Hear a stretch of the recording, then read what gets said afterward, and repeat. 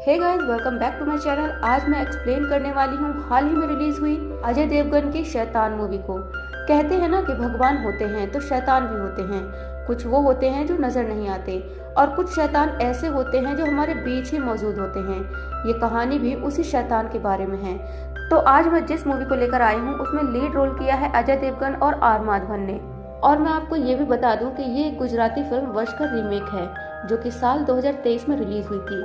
और शैतान मूवी की स्टोरी 95% तक वश से कॉपी पेस्ट की गई है, लेकिन इसकी एंडिंग को काफी इंटरेस्टिंग बना दिया गया है। अब इसकी एंडिंग क्या है ये आपको फिल्म देखकर पता चलेगा। तो चलिए अब आते हैं सीधा स्टोरी पर। कहानी की शुरुआत में हम एक आदमी को देखते हैं जो जंगल में आता है और एक मरे हुए चूहे को उठाकर वहां से चला जाता है। इसके बाद कहानी शिफ्ट होती है फिल्म के मेन कैरेक्टर कबीर पर, जो अपने बेटे ध्रुव के साथ अपनी गाड़ी में बैठा था और अपनी बेटी जानवी के हाई स्कूल के बाहर था। वो अपनी बेटी जानवी को देख रहा था जो एक लड़के से बात कर रही थी। उसके बाद वो दूसरे लड़के के साथ उसकी गाड़ी में बैठकर जाने लगती है। ये देखकर कबीर अपनी गाड़ी का हॉर्न जोर जोर से बजाने लगता है, जिससे जानवी अपने पापा की गाड़ी में आकर बैठ जाती है। फिर जानवी बात करने लगती है कि वो अपने दोस्तों के साथ लद्दाख जाने का प्लान बना रही है। घर आकर वो अपनी माँ ज्योति के साथ वास में फ्लावर सजा रही थी और वो अपने पापा से परमिशन मांग रही थी कि उसे लद्दाख जाने दें। कबीर मान जाता है लेकिन कहता है कि तुम्हें अपने दोस्तों का फोन नंबर देकर जाना होगा। जानवी कहने लगती है कि हाँ क्यों नहीं, आधार कार्ड, पैन कार्ड सब कुछ देकर जाऊंगी। ऐसे ही करोगे ना तो मैं कभी वापस घर नहीं आऊंगी। कबीर कहता है कि तू जिस भी कोने में होगी मैं तुझे ढूंढ के ले आऊंगा। परिवार के सभी लोग बहुत खुश थे और वो लोग अपने फार्म हाउस वैकेशन के लिए निकलते हैं। रास्ते में बहुत सारी मस्ती भी करते हैं। अब बीच रास्ते में ध्रुव को टॉयलेट लग जाती है, इसलिए वो लोग एक रेस्टोरेंट में रुकते हैं और वहाँ के वॉशरूम में जहाँ कबीर और उसका बेटा गए हुए थे वहाँ वनराज नाम का एक आदमी भी था जो फोन पर किसी से बात कर रहा था। इसके बाद दोनों आ जाते हैं जहाँ ज्योति और जानवी बैठकर नाश्ता कर रहे थे। जानवी यहाँ के ऑयली खाने से बहुत परेशान थी। इसके बाद कबीर जाता है चाय खरीदने के लिए, लेकिन वहाँ पर टोकन सिस्टम था और 10 रुपए के बदले में कबीर 500 का नोट देता है, लेकिन दुकान वाले के पास छुट्टा नहीं था। वनराज उन लोगों के लिए चाय लेकर आता है और कहता है कि सिर्फ 10 रुपए की तो बात है, आप परेशान मत होइए, मौका मिल जाएगा तो मुझे चाय पिला दीजिएगा। कबीर वनराज को उनके साथ ज्वाइन करने के लिए वेलकम करता है और उसे अपने परिवार वालों से मिलवाता है। फिर वो लोग आपस में ही हंसी मजाक करने लगते हैं और वनराज कबीर को अपनी बेटी का तस्वीर दिखाता है। कबीर बताता है कि वो एक चार्टेड अकाउंटेंट है और वो लोग आपस में बात कर ही रहे होते हैं कि कबीर को कॉल आती है और वो वहाँ से चला जाता है। जानवी वहाँ के बटर से भरे हुए पराठे से परेशान थी। वो वनराज से कहती है कि आप कुछ ऑर्डर क्यों नहीं कर लेते। वनराज जानवी से कहता है कि मैं आपका पराठा खा लेता हूँ, आप ये प्रसाद वाला लड्डू खा लीजिए।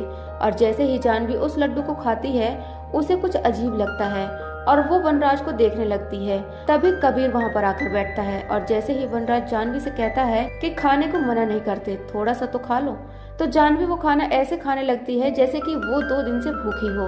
2 मिनट पहले वो बटर ज्यादा होने का नाटक कर रही थी और कबीर को भी थोड़ा अजीब लग रहा था, लेकिन फिलहाल वो इसे अनदेखा करते हैं। जानवी पूरा प्लेट साफ करके खा जाती है और उसे समझ आ गया था कि उसके साथ कुछ तो गलत हो रहा है। जानवी अपने पापा से कहती है कि हमें यहाँ से तुरंत चलना चाहिए। जब कबीर अपने बेटे के साथ बिस्किट खरीदने में बिजी था, वनराज जानवी के पास जाता है और कहता है कि फार्म हाउस पहुँचने के बाद ये बिस्किट खा लेना और स्माइल करो। अब वो लोग फार्म हाउस पहुंच जाते हैं और ध्रुव जल्दी जल्दी आकर अपने गोल्ड फिश को पास के तालाब में छोड़ देता है और जैसा कि वनराज ने कहा था, जानवी उसका दिया हुआ बिस्किट खा रही थी। फिर चारों पूल में मस्ती करते हैं। तभी ज्योति का फोन गीला हो जाता है, इसलिए वो चावल के डिब्बे में रख देती है। ज्योति छत पर होती है तभी वो अपने गेट के बाहर वनराज को देख लेती है, जिसे देखकर वो थोड़ी सी डर गई थी। वो तुरंत कबीर को जाकर बोलती है कि वो ढाबे वाला आदमी यहाँ कैसे पहुँच गया। वनराज देखता है कि उसने जो जानवी को बिस्कुट खाने को कहा था वो खा चुकी है। वनराज उन लोगों से कहता है कि उसके फोन की बैटरी खत्म हो गई है, इसलिए वो अपनी बेटी को फोन नहीं कर पा रहा और इसी बहाने कबीर को चाय का हिसाब चुकाने का मौका भी मिल जाएगा। वो कहता है कि सिर्फ 10 मिनट का तो सवाल है, बैटरी चार्ज हो जाएगा तो मैं यहाँ से चला जाऊंगा। कबीर कहता है कि मैं बैटरी लेकर आता हूँ, आप बैठिए। वो चार्जर देकर सभी को लेकर ऊपर कमरे में चले जाते हैं। वनराज चार्जर को बगल में रखकर जानवी की तस्वीर देख रहा था। इसके बाद ज्योति चाय लेकर आती है और वनराज को दे देती है।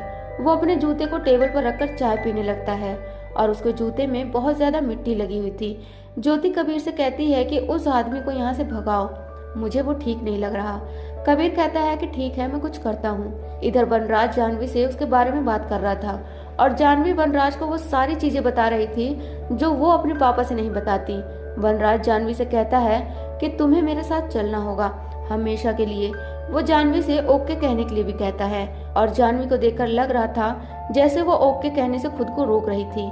वनराज जानवी से जो कहता है जानवी वही करती है। फिर वो अपने भाई के साथ झूले में बहुत जोर जोर से झूलने लगती है, जिसे देखकर ज्योति बहुत ज्यादा घबरा गई थी। कबीर झूले को रोक देता है और ध्रुव बहुत ज्यादा डर गया था। फिर वो लोग खाने के टेबल पर बैठते हैं और वनराज भी उनके साथ बैठ जाता है। वनराज को जानवी के बारे में सब कुछ पता था, जिस पर कबीर और ज्योति थोड़े घबरा गए थे। जानवी कहने लगती है कि पता नहीं वो मुझसे जो कहता है मुझे वो करने का मन करता है। कबीर वनराज से कहता है कि आपका काम हो गया है, आप यहाँ से चले जाइए। लेकिन वनराज कहता है कि मैं यहाँ से नहीं जाने वाला। कबीर उसे जबरदस्ती घर से बाहर निकालता है, लेकिन वनराज जानवी से कहता है कि अपने पापा को रोक लो। जानवी अपने पापा को धक्का दे देती है और कहती है कि ये यहाँ से कहीं नहीं जाएंगे। कबीर और ज्योति समझ गए थे कि उनकी बेटी के साथ कुछ तो हुआ है। कबीर वनराज से पूछता है कि मेरी बेटी के साथ तूने क्या किया। ज्योति समझ गई थी कि ये काला जादू है। वनराज कहता है कि बिल्कुल सही, आपकी बेटी पर वशीकरण किया गया है और वो मेरे वश में है। डेमो दिखाने के लिए वनराज जानवी से कहता है बच्चों की तरह रोए और वो भी चिल्ला चिल्ला के, और जानवी वैसा ही करने लगती है। बाहर बहुत तेज बारिश हो रही थी और बिजली कड़क रही थी। उसी वक्त वनराज जानवी से कहता है कि बाहर के पूल में कूद जाओ और जब तक मैं न बोलूं बाहर मत आना। ये करना डेंजरस था, इसलिए कबीर जानवी को पकड़ लेता है और वनराज से भीख मांगने लगता है कि ऐसा मत करो। वनराज जानवी को रोक लेता है और ज्योति पूछने लगती है कि आखिर तुम हमारे साथ ऐसा क्यों कर रहे हो। वनराज जानवी से सभी का फोन तोड़ देने के लिए कहता है, जो वो करती भी है, और लैंडलाइन का भी तार काट देती है। वनराज उन लोगों से कहता है कि अगर तुम लोगों ने किसी को भी बुला लिया तो वो मेरा कुछ नहीं कर पाएंगे, उल्टा मेरा काम ज्यादा बढ़ जाएगा। मुझे आज की रात ही अपना काम पूरा करना होगा। इसके बाद जानवी वहाँ से चाय पत्ती लेकर आती है और वनराज उसे कहता है चाय पत्ती खा लेने को, और वो वैसा ही करने लगती है। कबीर उसे रोकने के लिए जाता है तो वनराज जानवी से कहता है कि अपने पापा को जोर का चांटा मारो, और जानवी अपने पापा पर हाथ उठा देती है। वनराज दोनों से कहता है कि मुझे आपकी बेटी को यहाँ से ले जाना होगा। जानवी जो वनराज का पैर दबा रही थी वो भी ये सुनकर रोने लगती है। कबीर मना करता है तो वनराज कहता है कि मना करके कोई फायदा नहीं है, क्योंकि आपको ये करना ही पड़ेगा। सवाल ये है कि कब, और वैसे भी लोगों को तड़पते हुए देखना मुझे बहुत पसंद है, खासकर खून। आप मना करते रहिए और मैं यहाँ अपनी हदें पार करता रहूंगा। जानवी जोर से पैर दबाती है तो वनराज उसे एक लात मारता है। तभी कबीर और वनराज में लड़ाई होने लगती है और वनराज के कहने पर जानवी अपने भाई का सिर सीढ़ी पर दे मारती है। ध्रुव का बहुत खून बहने लगता है। फिर तभी वहाँ पर पुलिस पहुँच जाती है और घर का बेल बजाने लगती है। लोग अंदर जाकर एक गाड़ी को भी देखते हैं। वो घर के अंदर आते हैं तो देखते हैं कि अंदर गाना बज रहा है। पुलिस कहने लगती है कि हम 15 मिनट से बेल बजा रहे हैं। वो लोग झूठ बोलते हुए कहते हैं कि हम लोग यहाँ पार्टी कर रहे थे। वनराज उनका दोस्त है। पुलिस बताती है कि ज्योति ने हमारे हेल्पलाइन नंबर पर कॉल किया था, लेकिन कॉल बैक करने पर कोई कॉल नहीं उठा रहा था। ज्योति अपना फोन लेने के लिए किचन में आती है, जहां जानवी माचिस लेकर गैस सिलेंडर के ऊपर बैठी थी। ज्योति बहुत घबराने लगती है, इसलिए वो चावल के डिब्बे में से अपना फोन निकालकर पुलिस ऑफिसर को दिखा देती है और कहती है कि मेरा बच्चा शैतानी कर रहा था, उसी ने शायद गलती से फोन लगा दिया होगा और उसने फोन को साइलेंट पर रख दिया। पुलिस ऑफिसर पूछते हैं तो फिर आपका बेटा कहाँ है। कबीर बात छुपाने के लिए कहने लगता है कि वो 8 साल का है, इसलिए वो सो चुका है और बहुत लेट भी हो गया है, इसीलिए ऑफिसर्स वहाँ से अब जाने लगते हैं। लेकिन वो पूछते हैं कि गैस की स्मेल आ रही है। कबीर झूठ कहता है कि गैस ऑन था, लेकिन मैंने बंद कर दिया है, सब कुछ ठीक है। उन लोगों के जाते ही ज्योति खुद अपना फोन तोड़ देती है और वनराज जानवी से कहता है कि अब बाहर आ जाओ। और सिर पर चोट लगने की वजह से ध्रुव की हालत समय के साथ बहुत खराब हो रही थी। हॉस्पिटल जाना बहुत जरूरी था। कबीर वनराज से कहता है कि चाहे हमसे कुछ भी ले लो, लेकिन हमें छोड़ दो। वनराज कहता है तो फिर घर में जो कुछ भी है वो लेकर आओ। कबीर एक बैग में पैसा और जेवर भर के वनराज को दे देता है और वो वहाँ से जाने लगता है और उसकी वजह से उनके परिवार को जो भी तकलीफ हुई थी उसके लिए सॉरी भी कहता है। उसके जाने के बाद जानवी की हालत थोड़ी भी नहीं सुधरती और वो लोग तुरंत बाहर निकलते हैं वनराज से मिलने के लिए।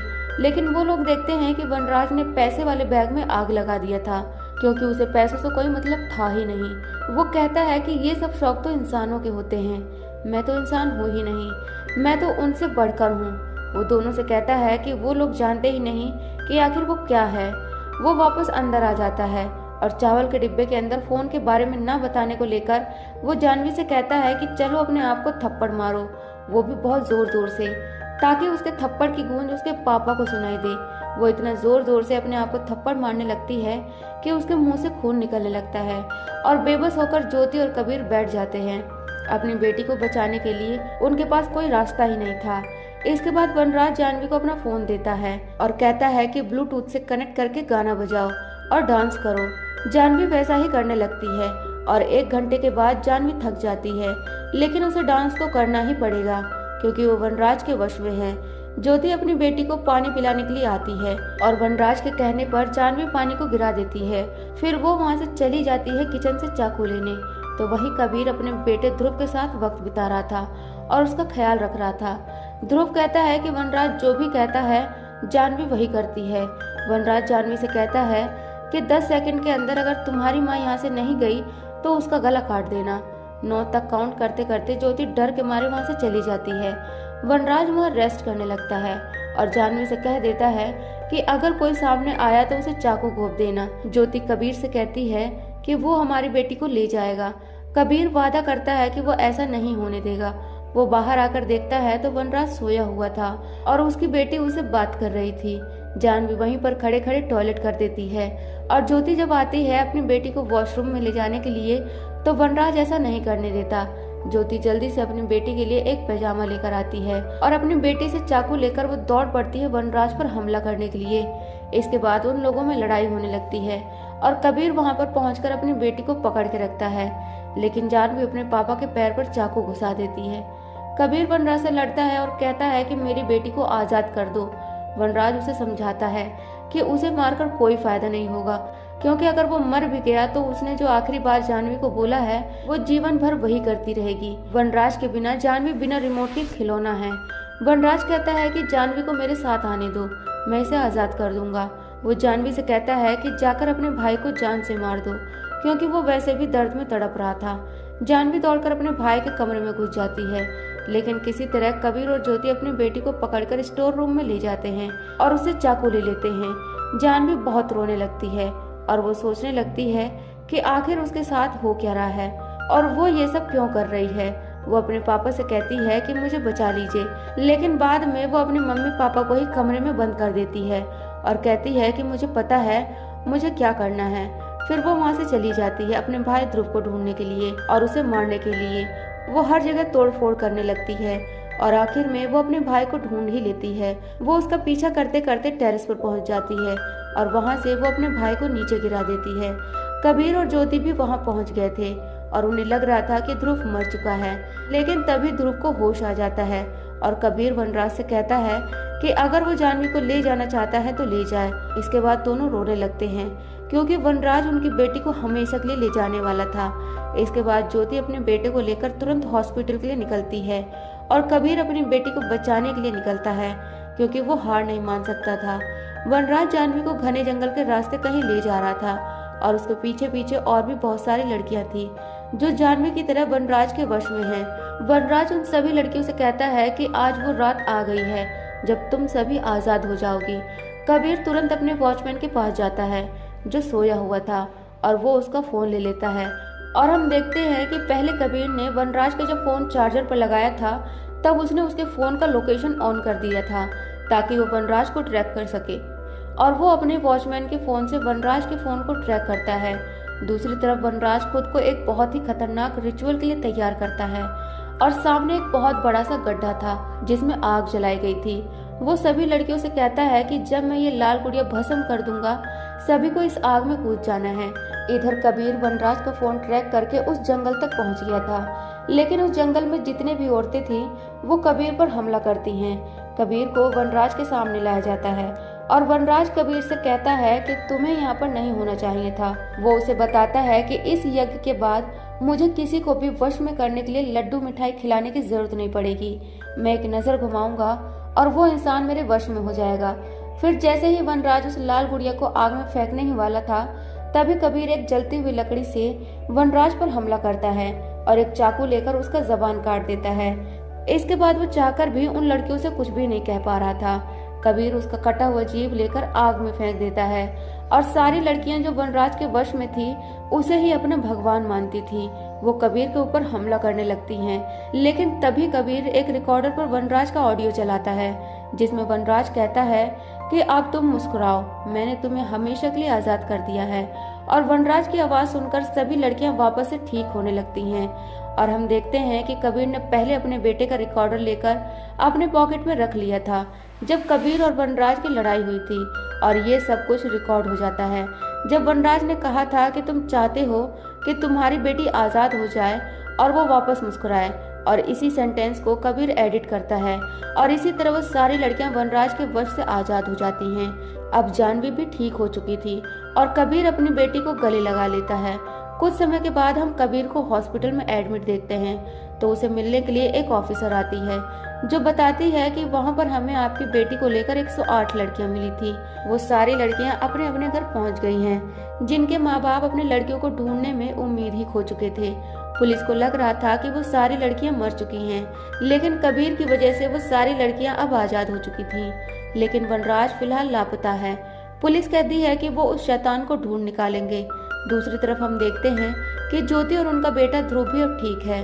अब कुछ साल बीत जाते हैं और हम कबीर को देखते हैं जो जंगल में से ही एक मरे हुए चूहे को उठाता है। ये वही सीन है जो फिल्म के शुरुआत में दिखाया गया था। वो जंगल में ही एक अंडरग्राउंड बंकर में जाता है जहां हम देखते हैं कि वनराज बेड़ियों में बंधा हुआ था। कबीर उसे वो मरा हुआ चूहा और चाय पत्ती खाने के लिए देता है, लेकिन वनराज केला मांग रहा था जो कबीर के पास था। कबीर कहता है कि तू खुद को भगवान कहता है, लेकिन मैं तो एक साधारण सा इंसान हूँ। लेकिन बच्चे अपने पेरेंट्स को भगवान से कम नहीं समझते और वही भगवान अपने बच्चे के लिए किसी भी हद तक जा सकते हैं। शायद तुझे ये नहीं पता था। वो उसे वहीं पर बंद करके चला जाता है और कहता है कि मैं तुझसे कल फिर मिलने आऊंगा। और इसी के साथ 2024 में रिलीज हुई शैतान मूवी यहीं पर खत्म हो जाती है।